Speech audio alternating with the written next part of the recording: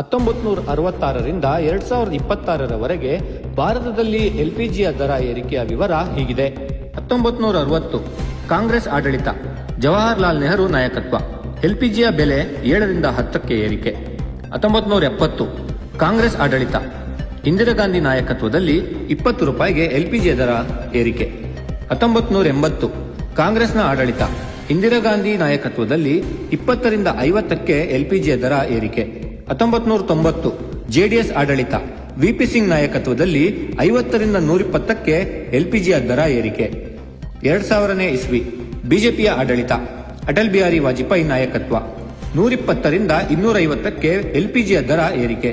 2010 ಕಾಂಗ್ರೆಸ್ ಆಡಳಿತ, ಮನಮೋಹನ್ ಸಿಂಗ್ ನಾಯಕತ್ವದಲ್ಲಿ 250ರಿಂದ 400ರವರೆಗೆ ಎಲ್ಪಿಜಿಯ ದರ ಏರಿಕೆ. 2020 ಬಿಜೆಪಿಯ ಆಡಳಿತ, ನರೇಂದ್ರ ಮೋದಿ ನಾಯಕತ್ವದಲ್ಲಿ 400ರಿಂದ 700ರವರೆಗೆ ಎಲ್ಪಿಜಿಯ ದರ ಏರಿಕೆ. 2022 ಬಿಜೆಪಿ ಆಡಳಿತ, ನರೇಂದ್ರ ಮೋದಿ ನಾಯಕತ್ವದಲ್ಲಿ 700ರಿಂದ 1100ರವರೆಗೆ ಎಲ್ಪಿಜಿಯ ದರ ಏರಿಕೆ.